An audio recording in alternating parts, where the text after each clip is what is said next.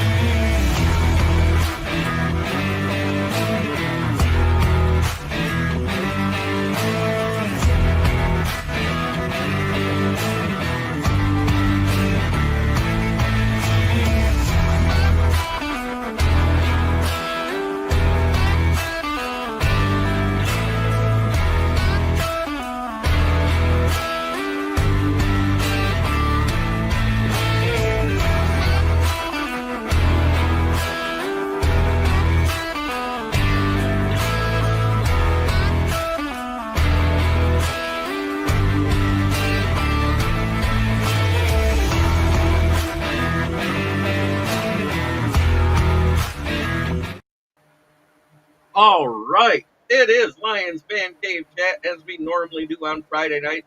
I got my guys in here. I got Will Vogel and Brian Vistrilla the Thriller in the house. How's everybody doing tonight? Good. Friday, I was off of work, and I'm off of work tomorrow, and it's rare I get a Friday and a Saturday off, so Enjoy. There you I'm go, Will. relaxing. Good for Enjoy. you, brother. Relax. Good for you. Can't find any, go out and buy some. Let's go!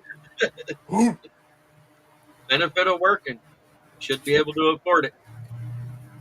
Oh, yeah. Just saying. Oh, yeah. That being that's said, right. Rakestraw continues to make the second string QBs look silly. Might be our best bet at slot corner. It's either going to, at this point, from what I'm hearing, it's going to be him or Mosley. I hear very little about Amit doing great except in the one-on-one, but Dan Campbell said he holds those highly. They run 50% one-on-ones, then they do a game simulation, and then they do drills. So, Buddy Conquito hits the chat. Time to play his music.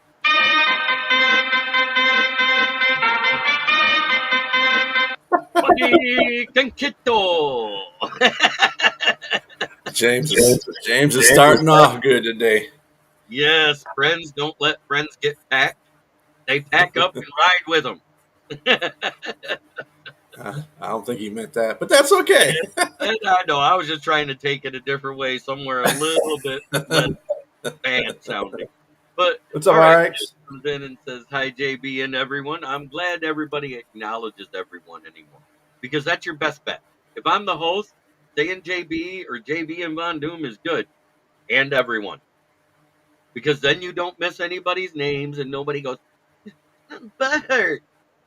I do want to talk a little bit about this. What do you think about how Rakestraw's doing? He's had 3 picks this week, all against the second string. He had a couple pass breakups while playing slot while Mosley was off the field. So that means he's doing well with the first string in the position everybody thought he had a chance at. And now he's showing out on the outside in second string. But at the same time, you're talking about a way different level of wide receiver and quarterback throwing at that time. So what do you think about it, Will? No, I agree 100%. There's a difference between first stringers and third stringers. There's a reason why you're a first string wide receiver, quarterback, running back, tight end, whatever. The talent level is vastly different. So, yes, I do like him getting picks, but guess who it's off? Nate Suckfelt. I take it with a grain of salt.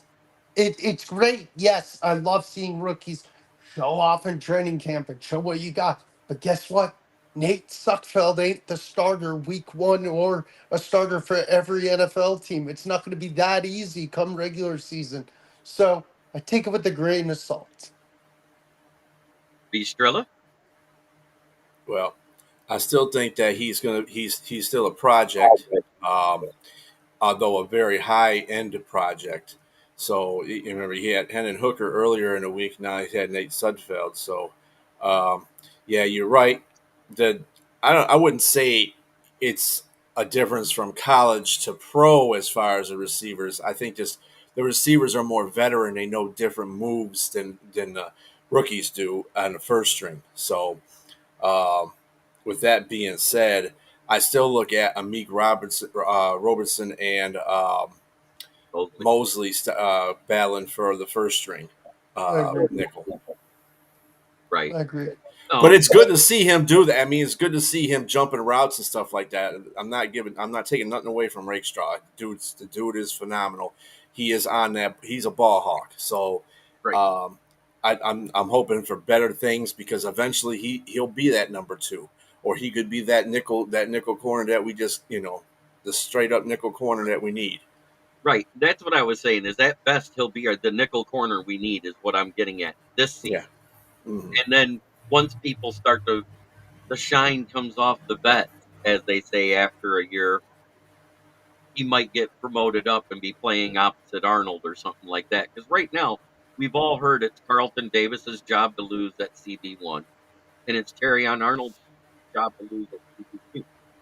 And we haven't heard of anybody doing better than them on the first string. Oh, what's up, fellas? Thanks again, JB, for the hookup on the game. So you like that site? I love it because I watch everything. I'm going to say it one more time for everybody. NFLHD.TV. $100 a year, you get everything. I don't know if it went up. I got to pay for mine. It's due, so I'm doing that next week. Because now it's coming time where we get to watch Lions play. It's time to pay. I did it that way on purpose. They have Yeah, red Nice, zone on Paul. that. Did you say they have red zone on that? they have Red Zone 1 and Red Zone 2. They have all the sports channels, all of them. They also got USA Network, History Channel, A&E, Weather Channel. They got DAZN. They got everything on there. And Paul said he's paid for a year. All right, big money Yep, $99 for a year of for a every game, year. every sport. That's what I paid for that. Dang. So they didn't raise their rate yet.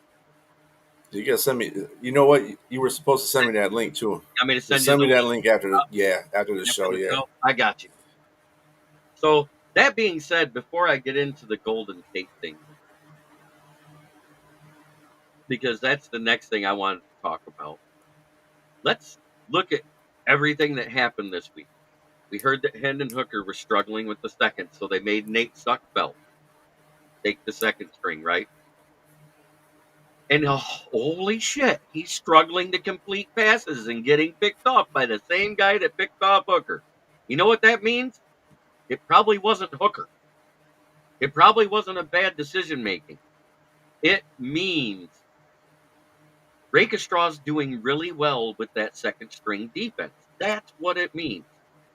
I mean, granted, they all said from one day to the next, Hooker sounds like a rookie. Guess what? It's his rookie offseason. He should sound like a rookie. He had a year and a half without taking a snap in anything meaningful, not even practice. Yes, he threw the ball every now and then and everything else, but that's not the same as being behind the line, getting your feet set, getting your mechanics right. Everybody's rusty when they sit for a year and a half. Look at Deshaun Watson. He's still not right. It's been 2.5 years since he got to Cleveland. Too many massages. Yeah, I know what it is. I think it's because he doesn't get the massages paid by the team and he's stressing. Now he's got to go to the massage parlor and pay 3 times as much. Yeah. And Buddy Conquito, Goff is having a great camp. A lot of people were worried when he got his new contract he would go back to his Ram days. Well, it's funny you say that because in the videos I've watched when Goff is throwing the deep ball, it looks a lot more like 2018 Goff than 2023 Goff. It's more on target. Yes, it still wobbles. It wobbled then, but it was prettier because it got right to where he wanted it to go. And that's what I'm seeing right now. All of his passes have been over 25 yards. They've been like a dot right to the guy. He hit Amon-Ra St. Brown in a spot where he could just toe drag swag it at the sideline of the end zone. I think it was day 2 of the first week without pads, and everybody's like, "Oh, it's day 2 without pads." That's it. You know, some of those guys still wear the real thin shoulder pad still, just because they don't want to be breaking a collarbone or some shit like that falling to the ground. And that makes perfect sense. But you know what piece of equipment they don't go without? Their helmet and their cup. I Yeah. don't know. Some pros don't go with the cup either. Depends on how they want to. It depends on the position they play too. See, A lot of them don't use them. I I don't think his arm strength seems stronger. I think he got his confidence back in it because he started hitting JMO more and more throughout the season deep. Granted, it wasn't the prettiest and they weren't perfect, and JMO had to track him down, but it was talked about with the lack of upper body strength. JMO was getting bumped off of routes a lot. So he probably had to adjust to the ball because it was where he was supposed to be going, and he was 2 yards this way or 3 yards that way and have to adjust back. It makes perfect sense. But the timing looks better, is what I'm saying in those videos I've seen. The timing to JMO, I mean, he hit a toe drag swag about 20 yards out where it was one of those lasers that Goff throws. If it's less than 25, Goff has a laser and it's got a nice tight spiral. It I love it. And I love the chemistry I'm seeing built between Amon Ra, Laporta, JMO, even Derice Fontaine. Everybody's talking about how you don't hear anything about Khalif and you don't hear anything about DPJ. You know why? All they're really doing are those one-on-one reps. I think it's because they are cemented in as the 3 and 4, no particular spot, and everybody else is fighting to be the 5 and 6. Do you agree with that, B? Well, I know the last conference I saw, Dan Campbell was talking.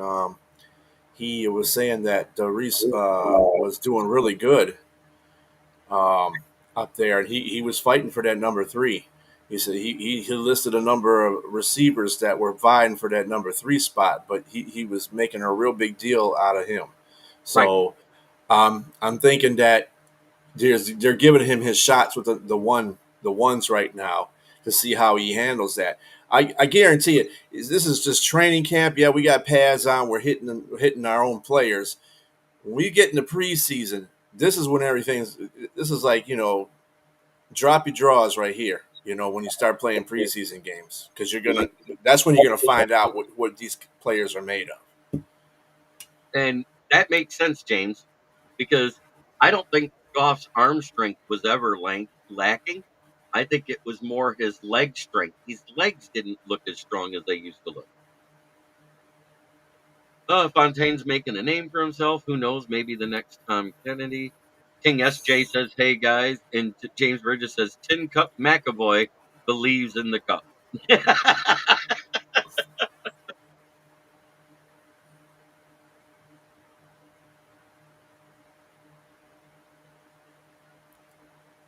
Yeah, you do got to eat your words, Junior. It's about damn time you start listening when we say people are doing well. And that's the other Better one. listen, young man. Dan, when beat writers say it, that's one thing. When fans say it, that's another. But when Dan Campbell comes out and saying Levi Amuzariki looks like the most improved and best looking guy on the defensive line, that's a huge statement. I don't care what anybody says.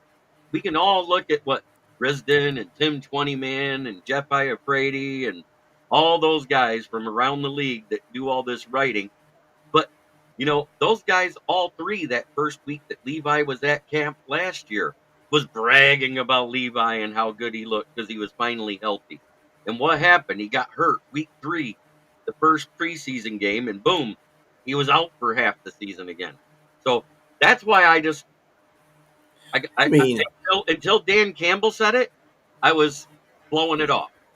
I You know what I mean, anything could happen. Knock on wood. We don't want anything to happen. We've already lost a couple of guys for a minute, but it's still a long time until regular season gets here. We got 3 preseason games to play. We just hope that everybody just keeps on health. Believe me, they're going to be putting Levi out there in a lot of good situations. So he's got to man up, and hopefully that his structure will be able to take the extra games that he'll have to play this preseason. So Oh Orlando, God, really? Orlando, no. Now, Ralph Williams of RW Media says, hello, guys. And Orlando says, scouts around the league all say BD titties are high quality. What's up, Ralph? BD's not even in here to show them, and you're going to say that. It would be like finding a UDFA gem if Levi somehow finds it this year. I'm not alone in having essentially forgotten he existed. No, you're not, James. James Willis, I don't consider Badgley a huge loss. You are not the only one. Um, Badgley was accurate up to 50 last year, and he had the one that he hit from 54 in the playoffs, which was a fluke because it was the first time he hit anything over 50. So while all of that's great and good, Bates struggled today. I think he went 2 for 7, but the two he hit, one was 61 and the other one was 64. So I'm not. I I'm gonna mean, take. but it's still an accuracy issue with Bates. You can have the strongest leg in the world, but if you don't have accuracy, doesn't make a difference. You can miss a 61, you can miss a 42-yard one. That's an easy one to hit because you're not focused. Your accuracy is fucked. So I mean, I know. At the same time, but we could get James Turner back in here because he got released from Green Bay, so we could bring him back. yeah, a lot of his kicks are dangerously close to the uprights, and that's He because got released by he has Green that Bay. sock. So Yeah, If they you have look, a he battle has going that. between Carlson and some other kicker. So Minnesota's ex. if you look at how Bates kicks the ball, when I've watched his videos, even when he was with the Panthers, his ball has a tendency to do that little hook thing. Because even though he hit it high, he still has that soccer style of power kick that bends the trajectory. And that has a lot to do with when you're outside. If the wind's not with the way you're bending the ball, it Right. goes against you. And Exactly. that's why when he was at Ford Field, he didn't have to worry about it. He just aimed for the center and let the ball do whatever it did. Oh, But I'm Grace True Faith. Do you think we re-sign Derek Barnes? I think he needs to have another really good season and not miss a sack in a key game, and he'll be in. I think Aleem is the next one we resign, and I think if he has a small but equal spot where he has to have another good season before they get re-signed. Need to bring in Hansen to coach him up. I think that would be great. I've been saying for years. Right. I'm not and Betty Conquito says I'm not worried about Bates, but he still has time to work on his accuracy, but we do need to get him some competition. And I completely agree. And I was actually all on board with the two kicker system with what I heard about James Turner and what he was doing in the kickoff situation. I'm still on board with that. If we can bring James Turner back and just use him for that, because if you're 98 accuracy, hitting between the 20 and the goal line where they have to receive it, or if they let it go, it's on the 20. I want that guy there because if he gets that one where they missed it at the one, guess what? We get to pin him to the 20 like the old days on the kickoffs. And James Burgess says Bates also has a lot of rotation due to leg power, so he'll need some good coaching to play it like a golfer with a fade learns to play it. Yeah, that's exactly what I'm talking about. That's why he did so great indoors, because how wide is the goalpost? 10 yards or 15? I can't remember. I think it's 15. They're 15 yards wide, however 15 tall they are. yards, yeah. Right. 15. So if he's aiming for the center and he bends it 5 yards this way and he bends it 5 yards that way, it doesn't make a difference. It doesn't get outside the goalpost. But when you add wind to that, if it's blowing with the way it's bending, that's going to make it blow outside where he's trying to aim. James Willis, do you think Sion Vaki outplays Craig Reynolds in training camp? Uh, it really depends on the coaching staff. Everything the coaching staff said prior to his injury, and thank God he's only going to be out like the rest of this week or maybe two tops, because it was like a major shoulder stinger is all it was. It was nothing that requires surgery. He doesn't have to be out anytime. So he's going to get back in time probably at the latest for game 2 of the preseason, which in all, if everything they said is true, he'll start that second preseason game because they're going to give him his shot. But he can keep those as baits. Reminds me of Happy Gilmore. That's a good analogy for how he kicks. Kicks it a country mile. Does he know where it's going every time? Nope. Does he care? Nope. Breaking a few windows. Did you see if they had one of the announcer booths for the away team right above the net at the end? Like if they had a booth right under there? And Bates is kicking it off from 64 yards out. Holy shit, he almost hit me. Maybe I shouldn't have made fun of him earlier. And Joel Davis says, hello from Levi and I. We're casting all onto the living room TV. James Burgess, the price is wrong, bitch. Right. Oh. You're gonna die, clown. But before we get into the Golden Tate news, I know I touched on it this morning, but we really didn't get into it. I'm going to do the promo for the show because you know what? It's a good way to take a quick break. Here locally in the community, make sure y'all go check out Kneecap Body by Jeremy Jones.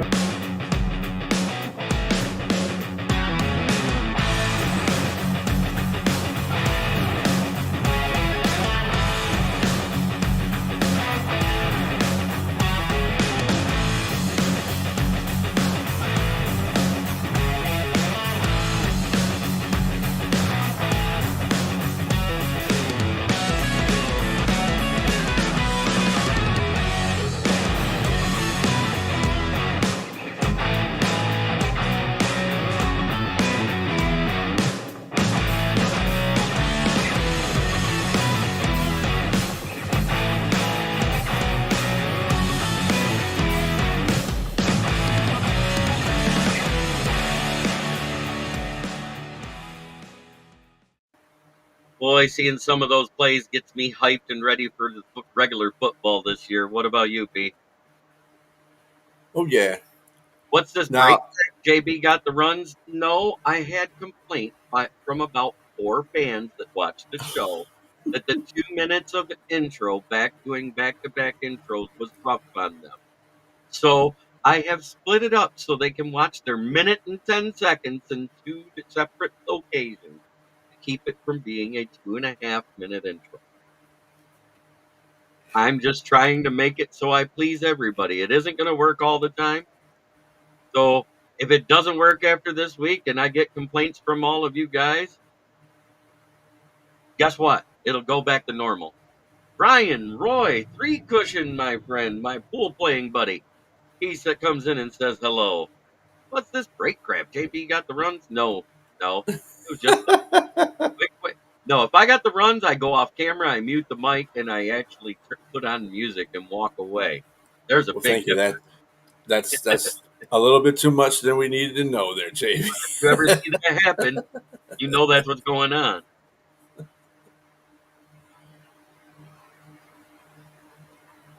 Ooh. Gotcha, buddy Kinkito. That's okay. Have fun with that.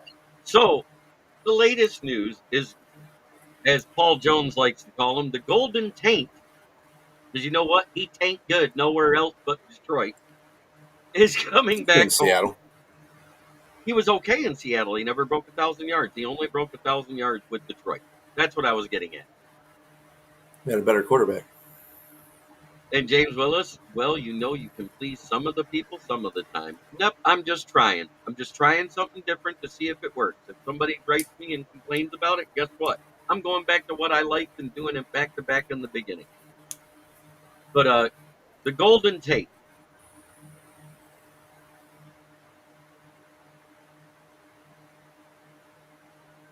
I love it, Corey. I'll have to pull up some of my high school and my band day pictures in here from back in the early 90s. Because I had the regular mullet in high school, and then I had what my nephew called the super mullet in the 90s. Oh, that's dope. I have pretty long He hair. knows Fuck what I'm super talking mullet, but about. it's good. No mullets. Who wrote that theme song? I will have to look it up for you, but I like it. It's an instrumental. It's just a nice little beat. I like the sound of it. I wish it had a little better bass line to it, because then it would be a perfect rock song. Maybe that's what I'll have to do is go over to my buddy's house, use the bass, and Well, record a it's got a few. recognizable. It's got a recognizable beat to it. So. Yeah, it's got the good beat, Mhm. but I think it was called "Into the Heat" or something like that.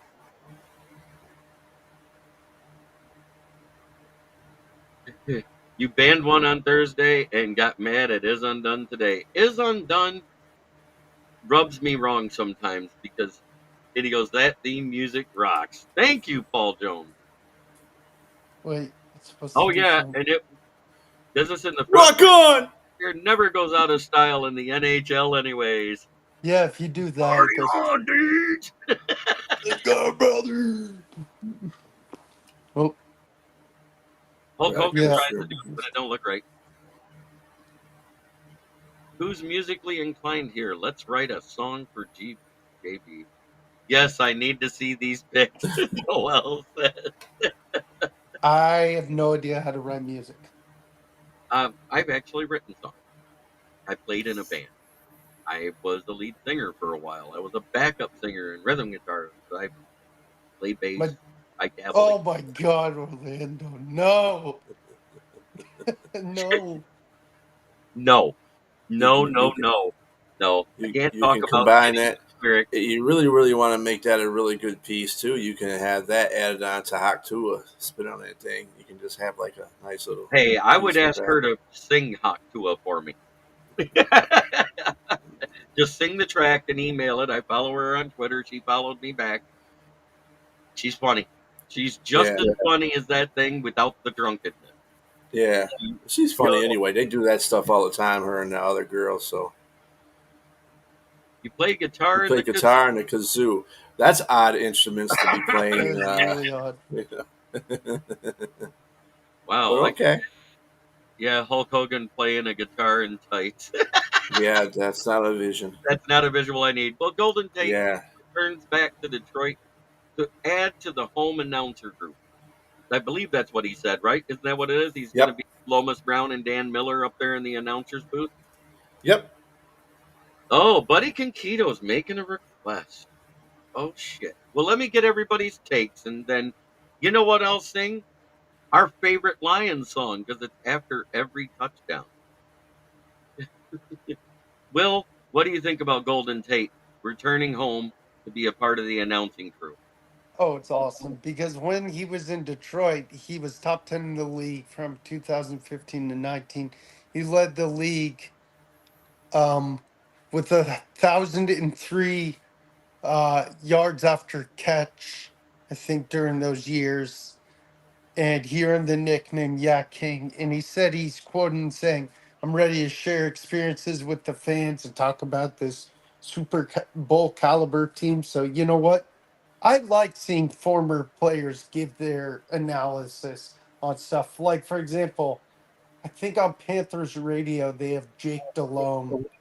And then yeah, so it's cool to see a former player go back to, especially where he played, and get invited to be commentating for their hometown team because it makes them feel, of course, home.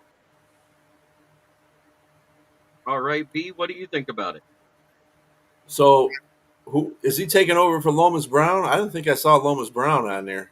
I think it's going to be I think it's going to be all three of them at first, and then because Lomas Brown might be getting ready to retire and go into podcasting with Herman Moore because they did start a podcast together a couple of years ago called Breaking the Bread. So I think that's going to make a comeback, but I think they're going to work him in at first to get him comfortable, because when you go from the field to the mic, there is a transition, and Lomas can kind of show him how to react with Dan Miller and how to when to shut up and let them talk and when to come in. You know what I mean? Yeah, the technical side of it. Yeah. No one, Paul Jones. No one should. Leave the Panthers alone. They should be sponsored by any plumbing company. Yeah, I read that that store owner that David Tepper got mad at because he Mhm. had the keep pounding Panthers and it said keep taking a on each side of the Panther and then pounding. So he got Hey, mad and wanted him to remove it from the store window. I mean, if you look No. at it like this, you could have somebody off of TikTok or a big name off of social media or TikTok to do your sponsorships for Carolina Hey, that's a good idea. I mean, it might bring some people, at least some more people, to the Panthers fan base. During Yeah, this. I think Tepper's already lost most of the fan base. Well, Temper's an idiot, but Well, that's not that's not the point. Tepper, it was funny how low the attendance dipped after he threw that pop on the one fan that pissed him off. And now the fan what did deserve some type of retaliation. Having a drink poured on him probably wasn't the right way, but he actually doesn't drink. James Burgess, that was soda he threw on the guy. It was not a Yeah, mixed drink. It was not alcohol. It was not beer. He threw a soda on the guy, yeah, as I they say can't in get behind the dude. Carolina and Florida. Here in Michigan, we call it pop. That's right. Pop. So who could replace Kaminsky? I don't think Kaminsky was making the team with what I heard of what he was doing in camp prior to being hurt. So right now, I think it's going to be by committee, like we have been. I think whoever's not good enough to be starter or second string will end up backing up Hutchinson and barely on the field like Comiskey did last year. And if you look at it, he was only on the field 9% of the time. To have the little bit of production he had, he actually wasn't as bad as everybody made him out to be. Because Yeah, Aiden Hutchinson played 91% of the time. we did sign Pat O'Connor uh, yesterday Yeah, a guy that was morning. drafted by Quinn in the 7th round, 250th pick of 2017. He went to Tampa Bay. He was signed there on October 9th that same year because we cut him in September, just at the start of the season. Getting injured may have saved the commission. I think he's going to be injury waived because they can't afford to leave that money on the roster. Yeah, I mean everything. You got to know something too. I mean, we're still early. It's still Right. early in the season, training camp. So by the time the third preseason game happens, you'll pretty much know who's going to be staying, and who's going to be going, just based on what you see performance wise. And I know that preseason games are kind of boring because you don't see the stars out there. But pay attention to those preseason games. Look at everybody out there. If you focus on things during quarters, how the offensive line looks, how the defensive line looks, how the receivers are. I mean, those are jobs that I do every preseason game, and I just watch the Lions. I don't watch any other team. I just watch the Lions because that's the only thing I can take. Yeah, Every other preseason game, ain't I happening. kind of felt bad for the Texans because Brett Ripien started out on fire for the Bears last night and got them out to that 3 touchdown to 7 lead. And Davis Mills comes in and gets them back in the game by going 10 of 13 for 183 yards and a touchdown, which I've never heard of Davis Mills being that good in any 13 passes in his career at one set. Well, you got to understand he's a start. He was a starter at one time. So when you're playing with the twos, it's like it's easy peasy. If you're playing against twos too, it's like it's vanilla defense to you. So Right. But all I'm saying is that was the best 2 or 3 series I've seen out of him, is what I was getting at. He yeah, looked very comfortable, very poised. that one move that he made, where he sidestepped the guy and threw across his body, and the guy caught the tight end caught it. That was Yeah. a nice little throw there. I like that. Yeah, because he dodged the one guy that was coming Mhm. from the side that he looking at, Yeah, and he then was he throwing to. also Yeah, dodged the blind side guy, and everybody missed that part. and he kind of had to throw cross body to complete that pass. Yeah, Peoples-Jones hasn't been really been on the field with any string, is what I'm hearing. He's been mostly him and Khalif Raymond both. They've mostly been in one-on-ones, but he hasn't been as impressive in his one-on-ones as Dan Campbell would like. What he does do well, and the only reason why I think he makes this roster still, is he blocks in the run game like nobody's business. Him, JMO, and Amon-Ra are our best blocking wide receivers. And I think that's why he'll make the team. It doesn't necessarily mean he'll be on the field a lot. That's all I'm getting at. Do you agree with that take there, B? Yeah. Well, it's time. Buddy Conquito asked for a chorus. I'm going to give it. Forward down the field, a charging team that will not yield. And when the blue and silver wave, stand and cheer the brave. Rah, rah, rah. Go hard, win this game. With honor, you can keep your fame. Down the field and gain a Lions victory. Go Lions! There. Somebody said I should audition There you go. with the Lions to do that. There Yeah, you well, go. I'm not a big preseason guy, but like B said, I watch them because it's good to know your enemy as much as it is to know your team. So I kind of pay attention to all three teams in the North because I want to know who's backing up who and everything else. So that way, oh, look at that. James Burgess gave a roar. But he Not can bad. get, Yep. He's always gone in that one.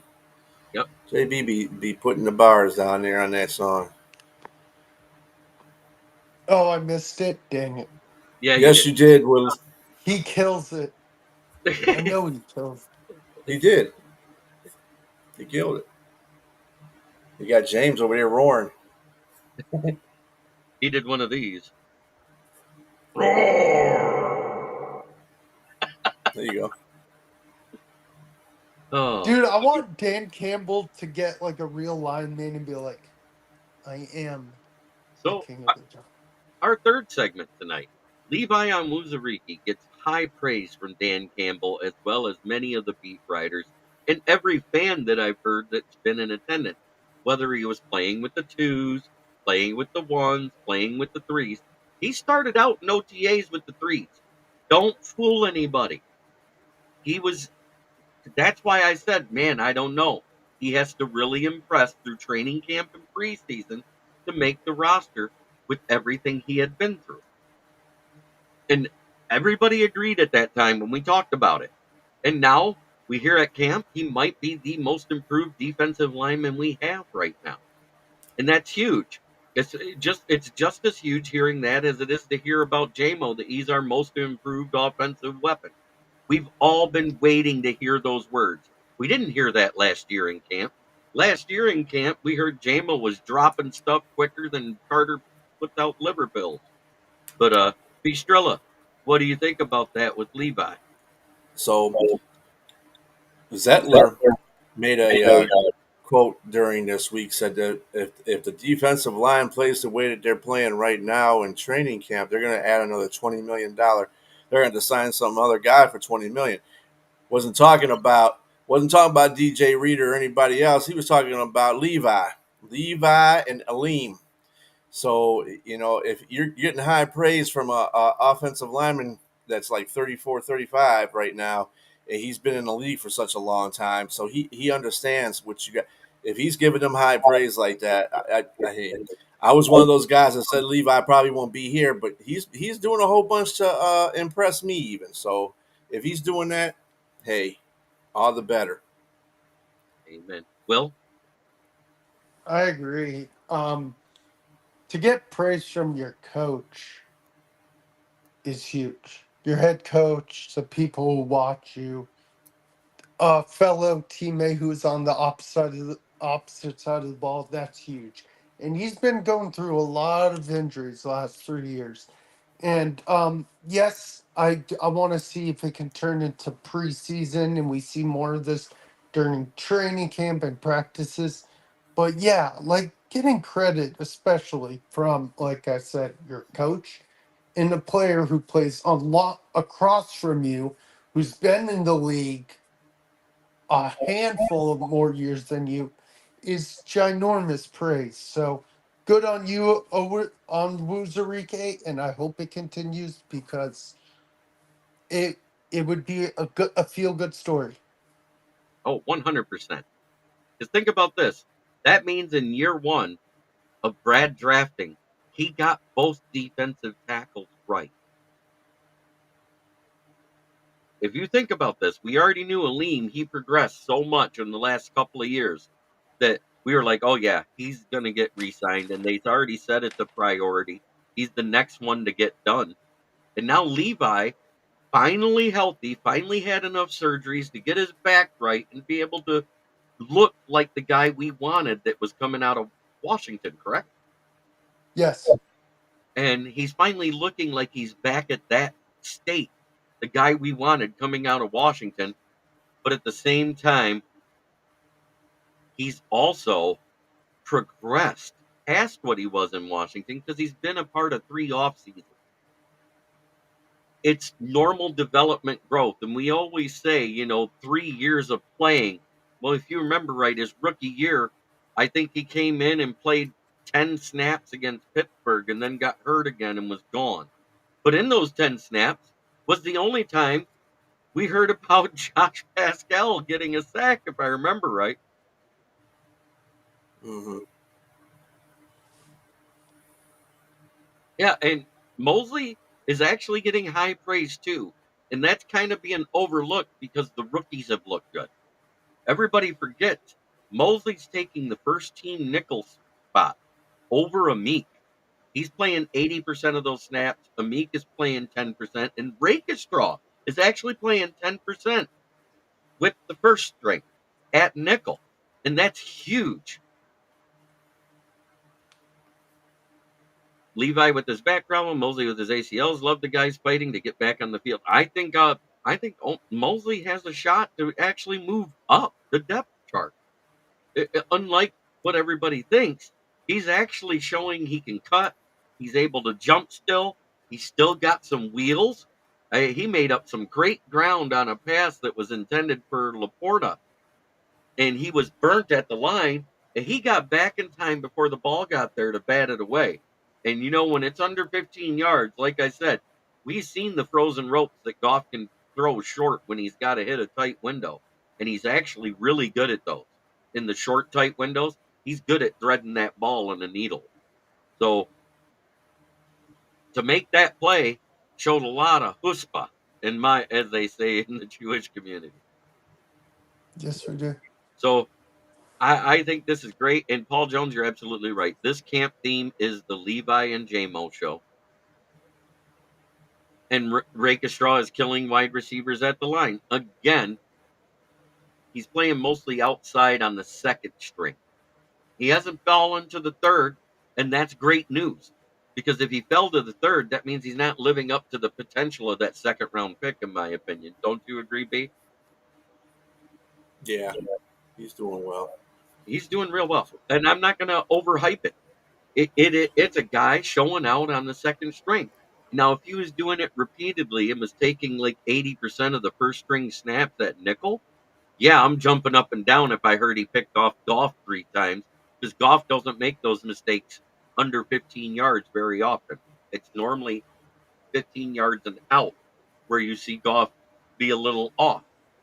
But his mechanics are looking the best they ever have, according to Mark Brunell in one of the pressure sheets I read. He's got a much better deep ball.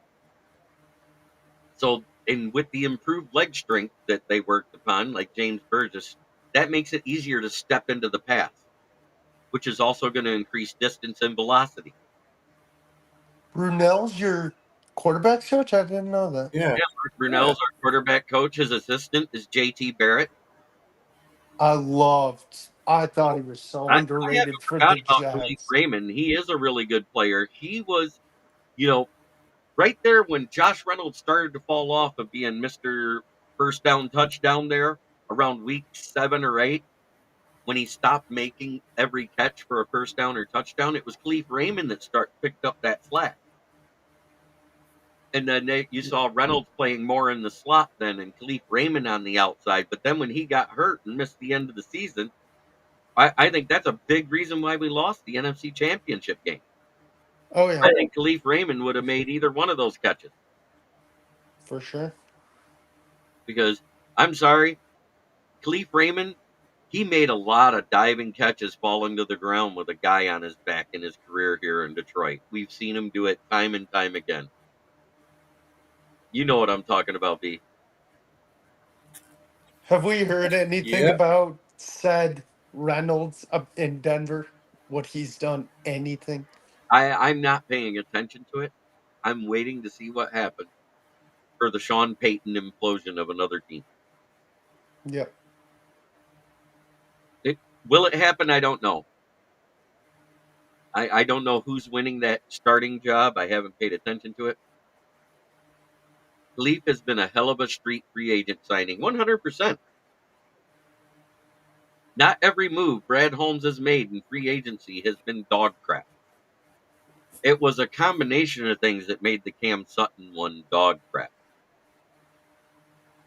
He was signed to be the 2. Mosley was signed to be the 1. Nobody expected Mosley to last less snaps than Aaron Rodgers in any game. So it is what it is. And just remember, Khalif Raymond was fourth in passing yards on the team last year. So, and that's before he got hurt. Right. And he still managed to stay. He still managed to keep fourth place on that team as much as he was out. So that tells you how effective he is.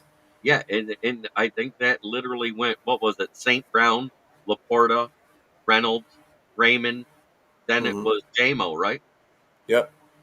That was our top 5, and then Gibbs was right there with JMO, right? Yep. And everybody says, will we keep 6 wide receivers? I think they will because of depth and special teams. Mm-hmm.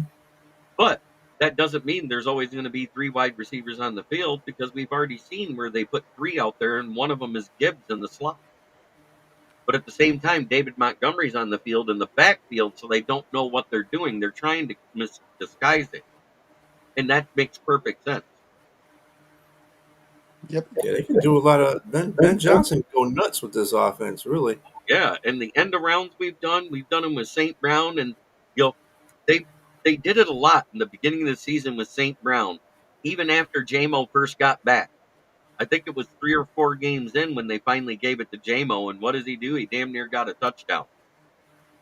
I mean, almost every time that guy does a jet sweep, something amazing happens. As long as none of the old linemen hold somebody. Yep. Yeah, I mean, a series of fakes on that. It's that playbook is just open for that kind of stuff. When you got a good offensive line like that, you got running backs that can block and receivers that can block that are on the field. That's just an unstoppable play in the first place. So, I think to start, it's probably going to be Maurice Alexander and Leaf back returning kicks because Maurice is pretty damn good at returning kicks. He's not good at punts. Leaf is a damn good punt returner. But today, it was Jahmyr Gibbs getting a touchdown on special teams, which scared the shit that I heard that because, my God, if he gets hit the wrong way, it's a long season. it's training camp. They're trying different things. That's all. I don't see that's going to be something that they're going to attain to. Hell no, not with Gibbs. No. Right. They don't want to do it with JMO either. I think Khalif has got his station. That's where he needs to be at. And on kickoffs, it should be him and Vikai back there. Baki, Maurice Alexander. Don't forget, DPJ returns kicks too. Here you go, James. Khalif and Vaki. Yep. And I agree, buddy. Yep, Buddy says, I'm not going to miss Josh Reynolds because Jamo will get more passing yards this year than he and Josh put up last year. And that actually fits with exactly what I said because I think Josh Reynolds had right around 400, and JMO had around 360. And I said, as long as JMO gets 45 plus receptions, 750 plus yards, and anything over 5 touchdowns receiving, it's a successful year for him. And we all agreed that that's actually nice minimums.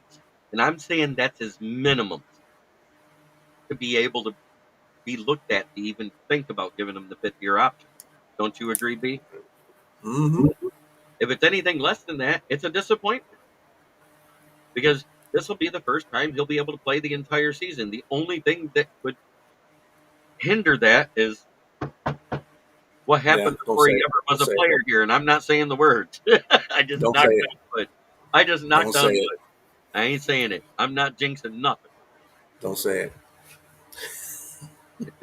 Don't say it. Yeah, I'm not saying the words. I can't because we've But yeah, the all Lions got a lot of weapons. a lot I more mean, weapons than people realize. I mean, yeah, I don't think. Yeah, I don't think the NFL itself. I don't think people outside of the Lions organization don't understand. They don't understand the weapons that we have, the speed that we have. One thing that um, a lot of the Detroit Lion teams that we had before, still bad management, bad coach, and blah blah blah. We never had a lot of speed on our team, and I think you need to have some kind of speed at certain positions just to be, just to give defenses fits. And I see that with this team. We have a lot of speed. I mean, the offense is just dramatically well better than any offense that I've seen in a long time, just because of the offensive line, just to put and it in that's really good. and when you say we got a lot of speed, we got 6 guys on offense that Hmm. run a sub 4.40, Hmm. and they look like they run it that fast on the field. Then you got Amon Ra, who was sick and went through a whole bunch of bullshit just before the combine. Still ran a 4.55 and doesn't look like a 4.5 guy when he's on the field. He looks closer to that 4.4ish speed. And what do you want to see from joint practice with the Giants? I don't want to hear that we're giving up a ton of rushing yards. I don't want to hear that Daniel Jones is picking apart our secondary. When do I joint don't. practices begin? August 5th and 6th for the Lions versus Giants. Yeah, I don't want to hear injuries. That's what I don't want to hear. Right. And I don't want to hear about any injuries unless it's to that team that's not expected to be in the playoffs on the other side. All that other stuff to me is just, it's just like the preseason games. As long as people get out of their injury, I don't care about wins and losses. That has nothing. That has nothing to do with the preseason game. I want everybody to get out of there with injury free. I want everybody that needs to be performing to perform. That's all I'm looking for in the preseason games. I don't care if we lose, 30-14. I just want to see things happen, on our offense and our defense with the new guys. If So, if somebody makes a great play and picks somebody off, I'm not upset because that's somebody doing their job, not because mhm. the QB put the ball in a bad position. There's two different things there. If you remember, there was that one game last year where Sudfeld threw like 3 picks in a quarter. It was every drive, it was a pick, and it was awful. And they were bad decisions. They weren't great plays because he was Yeah. up against third string defense. And yep, we need to help. And New York, they did sign the 7th guard overall in the NFL, Greg Van Roten, this week. So that should help to shore up because the guy that can play right tackle will probably move out of that right guard position and play right tackle with Evan Neal being injured and more than likely out more than just a few weeks of the year. Isn't Leonard maybe going to the game? I know a few months ago he Yeah, said he he said maybe. he's going because that. Speaking of which, this Sunday is Leonard's birthday. Happy Oh, birthday, happy Leonard. birthday, Von Doom. Von Von Doom. Doom. You know, how crazy was that at the Disney reveal when they revealed it's Robert Downey Jr. playing Victor Von Doom? That's the most Uh, idiotic stuff I ever saw in my I entire life. I told someone it was lazy. Hmm. Number one, I get it because if you look at his acting style, it fits that type of character. But he already is Iron Man. That's what made it I too good. mean, what happened to Julian? What's his name? McCaff? What the hell? The Oh one yeah, that played the Von Doom. He was a good Von Doom right. And because he was sadistic, and isn't you he have to the be guy? sadistic. Isn't he the guy that was narrating some of the Hard Knocks for a while too? That Julian, yeah, that's him. Yeah, yeah, be great. Get into He's with only like somebody 56. I think he's like 56 or else. something like that. So he's not that old. He can Hey, still do that role. RDJ's, yeah, RDJ's that one too. but I Yeah. think the O line will be better without Neil because Neil was kind of full of himself. They asked him to move to right guard. Actually, they wanted him to move to left guard because they were going to move the left guard to right guard because that's an easier transition. And then the right guard that could play right tackle, they were going to move him there. They wanted him to play left guard next to Andrew Thomas, but he refused to do it in the year before the fifth year option, which It's a doesn't make red sense. flag. It's a red flag. If coaching says, "Hey, I want you to go back to where you were dominant at You Alabama," do it.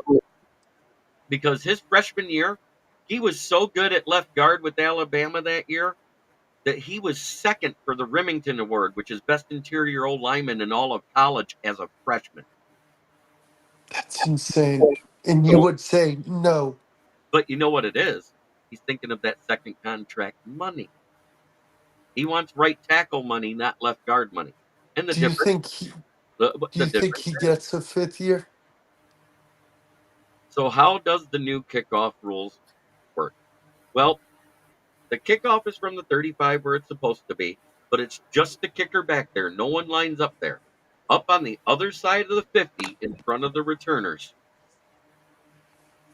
he they line the defensive guys, the ones that are trying to tackle at the 40, and the offensive blockers on the 35. And then there has to be two returners in the landing zone between the 20 and the goal line. And how that works is if it goes out of bounds, it still comes out to the 40 as usual. If you kick it all the way through the back of the end zone and it never hits the landing zone, I believe it comes out to the 30 or the 35. It's the 35. Comes out to the 35. If you land the ball in the landing zone and nobody attempts to catch it and it goes out the back of the end zone, it comes out to the 20-yard line. There are no more fair catches. There's no more the ball automatically comes out to the 25. Yeah, punting it out the back of the end zone is automatically to the 30-yard line, James. Yeah, that's what it is. It's the 30, isn't it, Pistrella? The other thing I'm looking is it up. uh, the onside kick is now illegal except in the fourth quarter, and you have to announce it before you can do it. You Which is literally have to tell the refs, and the refs tell the other team. that's a stupid rule too. It is a stupid rule, I don't. Everything else is fine except you have to tell. Why do you have to? That's the whole point of the game, right? and especially if you're down. Yeah, I because it don't. used to be cool to see them line up in the regular formation and then see them move into the onside kick formation and try to get it.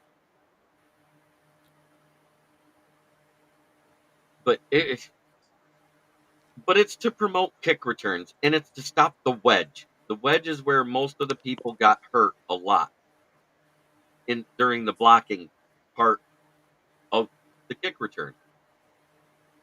What if it goes out of bounds at the 10? It automatically comes out to the 40. You cannot go out of bounds until it gets into the end zone, period. I can see another Dan Skipper incident. We all can. And Brian Roy says the new kickoff rules are bullshit, in my opinion. The only thing that's not bullshit is it's promoting the return to happen. That's the best part about it. Well, to tell you the truth, if they want to just end the kick returns, they just don't have them anymore. Right. Start teams off on the 20-yard line. Whoever wins the coin toss wins that. They start off at the 20-yard line. They have to go down the field. Not those little fudgy. I'm going to start at 25 or the 30. No, the 20-yard line. That's where you start. If you're a good enough team, take your butt down there and score. If you can't, then that's too bad. And James Burgess did confirm it. It is the 30. So you're either going to start at the 20 or you're going to start at the 30. And then, unless it goes out of bounds prior to the goal line, then it's automatically coming out to the 40, just like it always has, because that's an illegal procedure on the kicking team. Jeremy, I want to hear your opinion on this. Do you think, by chance, college will adopt this kickoff rule? If it stays, because this is a 1-year test to see if it works in the NFL, they've already said that. If it works in the NFL, you will see it adapted into college, because then it'll be the norm. Because college always seems to follow what what NFL does with I their wonder rules. if high schools would do it too, or no, that would be too I low. don't think they would. I think high schools hasn't even adopted where they start at the 25 yet. They still start teams at the 20. Hmm. Rugby has a scrum in the middle to fight for the ball. Yep. Oh, If God, the ball imagine in that NFL in the goes out NFL. at the 6, the ball is placed at the 6. See, I heard if it goes out of bounds at any time, it's still the illegal procedure. That's what I've heard. That's only on punts that they do that.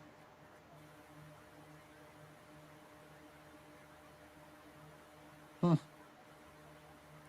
I'll have to look it up to get more in depth, and I'll do that, and we'll talk about it Monday, 100%. Like I said, I got Monday through Friday at noon to 1 with Lions Talk with Smoke and Jeremy B. Occasionally, I even get to have Von Doom on there with me, and that's great. We have the Monday mashups on Monday night at 9. Sunday at 9, we got the NFC North and East Power Hours. Last week was a great show, having Travis Henry on there of Giants Wire for the USA Today. That's awesome. Hey, Smoking Ken. I must say, my whole life, hard work has never bothered me. I can lay right down beside it and sleep. I can't say that.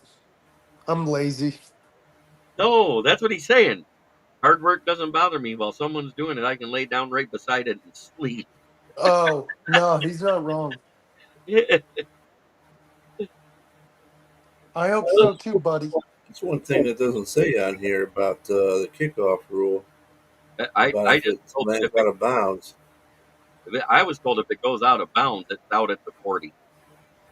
I'll have to look it up again because I do have that text somewhere from back in Yeah, the. I remember you did Well, I'm a looking show right at on the it. rule book.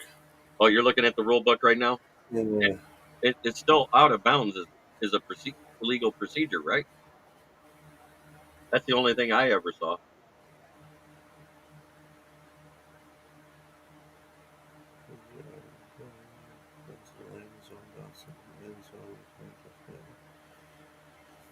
So while you look that up, I'm going to start talking sponsors.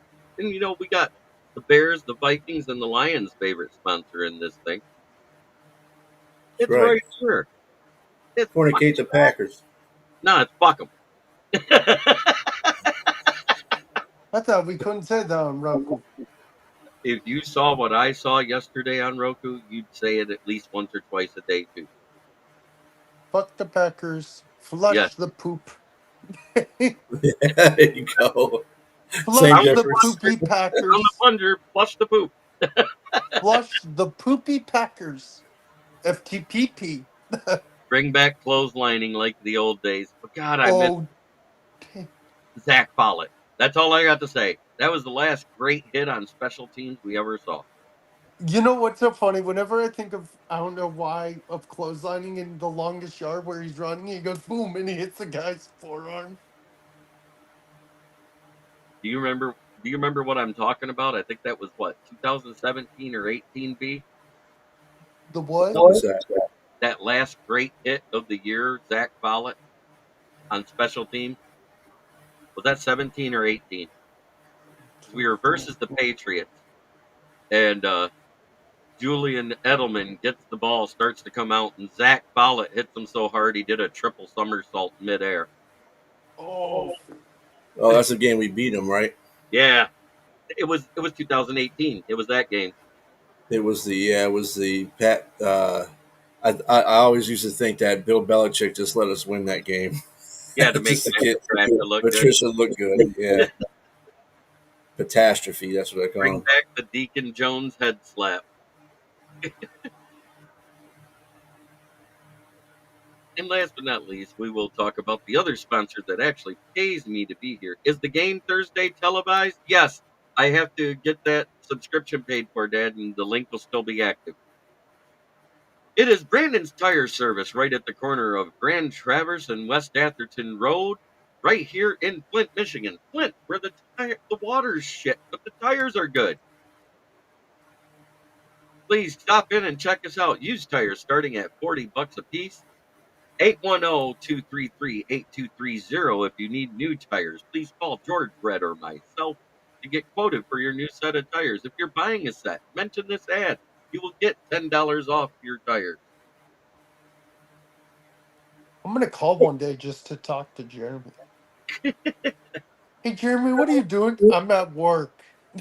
Oh. You know what's funny is if I'm actually working doing tires, I don't get to answer the phone. Oh. You'll get to talk to Red, and he'll just go, if we're busy, hey, he's busy. Call back. I'd And be like, you're not Jeremy, you're not Miguel. you don't want to push Red. What's his Red real name? is a big Irish redneck looking dude. Oh, is that his nickname? No, that's his actual name. His birth certificate says Red. Oh my god, that's great. We have customers try to push him all the time. They try to push their weight. I've been here for an hour. He goes, yep, so has everybody else. Sit and wait your turn. That's great. Yeah, yes, Deacon Jones did coin the word sack. What's funny is if it would have been tracked, Bubba Baker would be the rookie sack leader to this day. I'm getting my $10 off. I didn't know you could get that close to that many deer, James. Normally, dude's name Red ain't nice. No, you got Red Grange. Yeah, but that's a nickname, Red. He has an actual name that isn't. Oh yeah, isn't it like Forrest? I can't No, remember what his it's name not is. Forrest. Hatter's house, how's it going? And greetings from Los Angeles. It's great. We've been talking Lions football. So now I'm going to ask you, who are you adopting for your Lion of the season? Will, go ahead. Man, I've been high on him since his rookie year. You know I like him a lot. I'm gonna go with Jameer Gibbs. Okay. B, who's your Lion this year? Brian Branch, always my line. All right. Mine is the guy that I said we'd draft because the Jaguars are stupid. It's Aiden Hutchinson. I'm sticking with him. He's been my guy. I'm sticking with him. This is year I 3. like Let's him. go. I think all three of those are great. Good choice, Paul Jones. I like Jack Paul Campbell Jones is too. taking Jack Campbell. I like it. He specialized in ear holding linemen. No, Oh I didn't know god, that. that sounds terrible. His book is called Head Slap. Cool. Exit. Stage left even. Whenever, oh god, ear holding lineman. You got That you just looking out sounds your air terrible. hole. Oh, you look okay. You look like young Michael. I like young Michael. I Remember that? like you, Michael. He broke my nose. Broken in my nose. My mama says the alligator is so angry because he got all them teethuses and no toothbrush. No, I tell my favorite friend, my two favorite lines in the longest yard from Rick, I think it's Rick Nash, the former wrestler, who's like, who drank all the damn Gatorade? Throws the Gatorade thing. And then uh, I think it's Stone Cold's yelling at him, and he's like, "Why are you yelling? Everybody's trying really hard." But Quinquitos says Montgomery because I don't hear much about him in camp. I said, you know what? And you don't hear a lot about Montgomery. You know what? The guys that go to work and do their job every day, that just do their job, you're not going to hear about. Dan Campbell doesn't talk about those guys. Goff is not seeing a Oh no, single snap this preseason, is what Dan most of Campbell most said. of their starters aren't going to be out there. I don't think Amon's going to be out there. I don't think a Laporta, good deal of the offensive line is going to be out there. Your dad's comment is the best Yeah. thing I've read yeah, my dad tonight. says the only thing I remember about my birth, the lights were bright, the floor dirty, and the nice nurse needed to shave. Where? No, I'm Oh, kidding. this I'm sorry. is a family show. We are on Roku. Sure.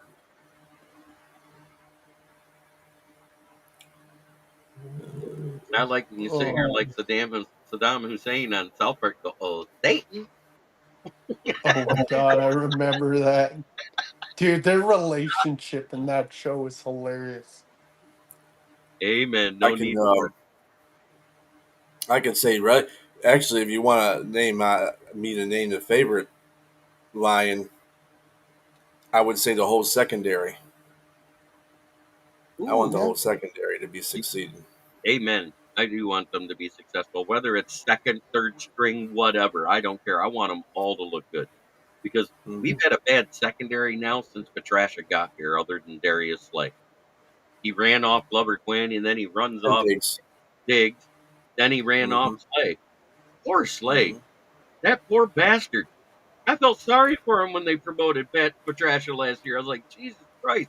He just gets out from under his shadow, and God forbid that shadow was like a solar eclipse when he left Detroit to go to Philly, and then he gets to Philly, and 3 years in, he's got to deal with that bastard again for 7 games. You know, He's he was on retired, a right? who? Slay. No, Slane retired. Slay's playing. Yeah, He's he's playing for there's Philly. CB1 still. Yeah, James I know Bradbury. they asked him the question last year. They asked him a question last year before the playoffs, and he said, "Well, who are you rooting for? Are you rooting for Matt Stafford? Or are you rooting for the Lions?" And he said, "Oh, that's a hard one because I play with Matt Stafford and I love Matt Stafford as a quarterback." He said, and he's good people too. He said, "But I like the city of Detroit." He said, "The only thing I didn't like was when he came in there. Oh, this is after the game, I guess. He came in there and they booed him."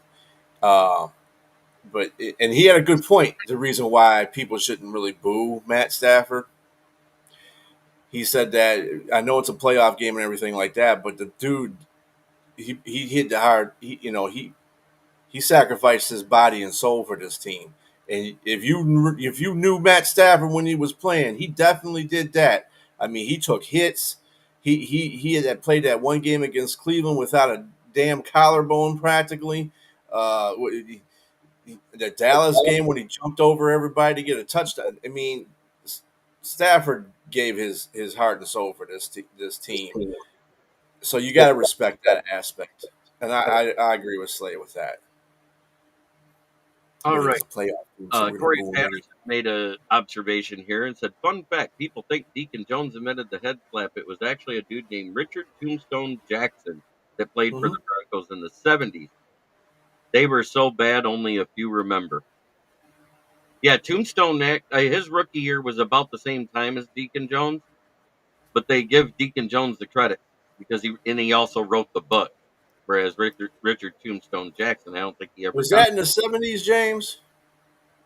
Because that might have been. Was he part of Orange Crush? Yes, he was part of the Okay. Orange Crush, but he was a rookie in the late '60s, if I remember right. But is it true when they hung Salam that his head popped off? Good question. Don't know. But this are you talking about Saddam? If you're talking about Saddam, then yes, that was true. I heard about that. That's why they didn't show the execution. Well, that's kind of It's offsetting. good. But Yeah, I know. it's off. If the secondary is top 10, we play in the Super Bowl this year. If the secondary is top 18, compared to what it was last year. We play in the Super Bowl this year. We made it to the Super Bowl with the 29th passing defense in yardage, with Yeah, it's pretty crazy. 850 of it accredited to the guy that's no longer on the team, Cam Sutton. Well, yeah. The I only reason mean, why Eric, the only reason in why Eric general, Jacobs didn't beat him in yardage is he didn't play you're the using a entire cornerback too. You're using Vildor as a CB2 as well. right. I mean, the only solidified place that we had in the starting cornerback rotation was Brian Branch at nickel, and he shut down everybody. Basically, people didn't notice that during the season because they were getting beat on the outside a lot, but there was nobody, and whoever lined up against Brian Branch didn't have a good game. Pretty much. Oh yeah, sure it is. Yep, I thought so And everybody because I says, remember oh, the Lions Tombstone. were second in drops last year. Newsflash, they're wrong. There's 5 teams above us.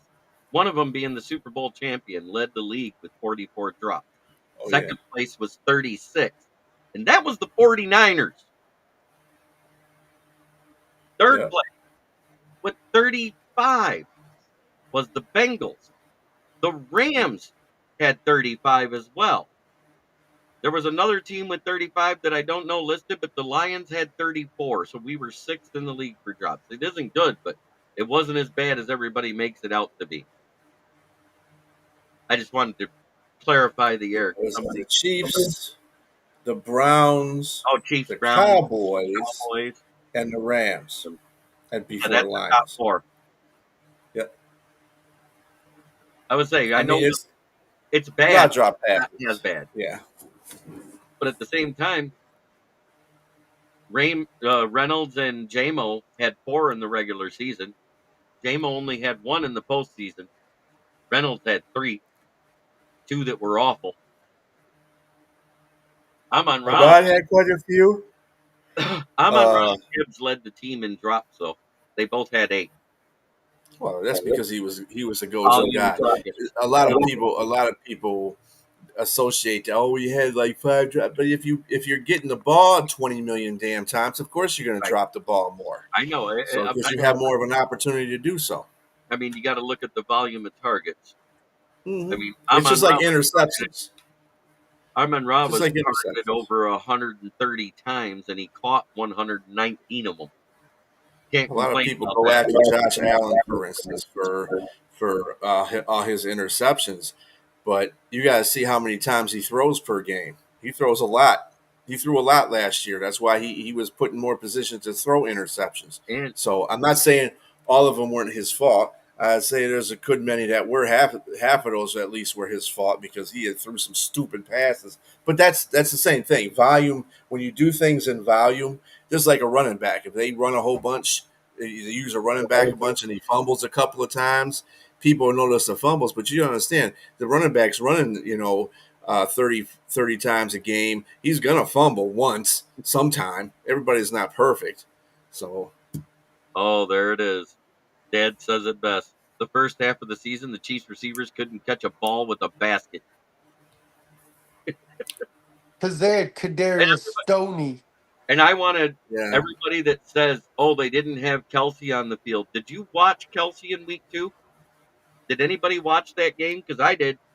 I think so. Kelsey led the team in drops that game with 5. He was targeted 10 times, 5 drops and 3 receptions, no touchdowns. Noah Gray had a better game. And you know what drives me crazy too is, and you've brought it up 100 times too, Jeremy, and you keep saying Chiefs fans are like, oh, but we didn't have Kelsey. The Lions didn't have a handful of players either. So what? Who cares? I know. You play with what you got to play with. Now, if Kansas City would have won, they would have had those fans would have been all over things. You know what I'm saying? James sold your line. James sold I your know. line. I know. They couldn't catch COVID in Wuhan, China. That's That's right. Jeremy's line. And don't Wuhan. forget, and ever since I watched him with the Giants, I have called him Kadarius Stonehands Jabroni. Yeah, he'll be And all I think it's funny they drafted. The Lions didn't right. have Didn't have Kelsey either. Kelsey Yes, either. yes. No, we had better. Exactly. We had Sam Laporta Potty because he shits on defenses everywhere. That's right. I love that nickname. God, I Yeah, love that. the porta potty. Thank you, Bandit. I call it out when it on who gave it to me. You know what I mean? If somebody gives me a nickname and it sticks, I'm gonna give them credit for it. I wish Laporta would burn the defense for like a 90+ yard touchdown. He goes to the defense. He'd be like, I shit on you here. I shit on you here. I shit on you here. I shit on you everywhere, mother. I'm doing the Oprah. You get some Shit shit out on of you. it. Right.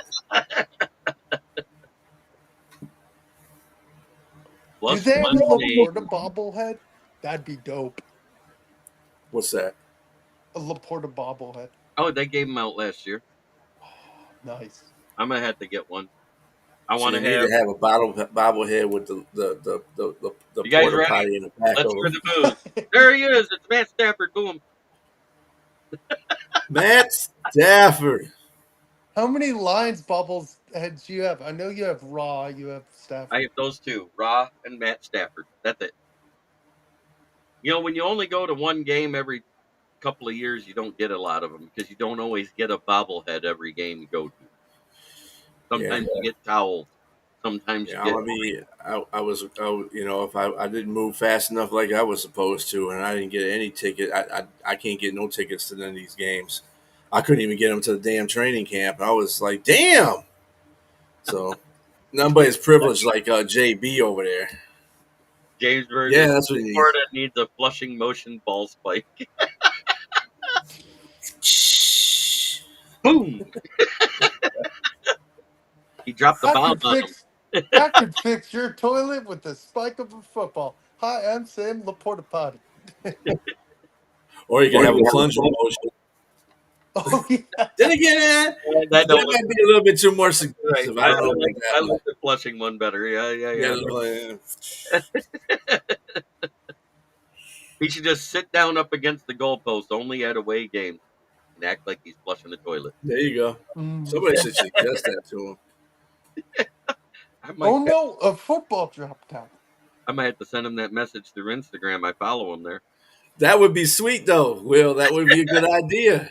He had a football. He do the little porta potty thing, and then had a football come out from between out of his ass like Yeah, that. He said, yeah, shit on you. Oh, I just shit I on Oh bet my him. god. dude Campbell would be so pissed. He'd be It'd like, be "What worth the the hell?" penalty. It'd be worth the penalty on the kickoff. It sure would. Yeah, that would be hilarious. Yeah. That would be effing hilarious. He has to do that. He'd have to do that at home. Oh yeah, that's true. I got a Lewis James. Tate Red Sox Red Sox. bobblehead. I always wished it would do the help tip. Well, weirdest pitching perk I ever saw. Yeah, dude, he Oh would yeah. twist all the way around. Mm-hmm.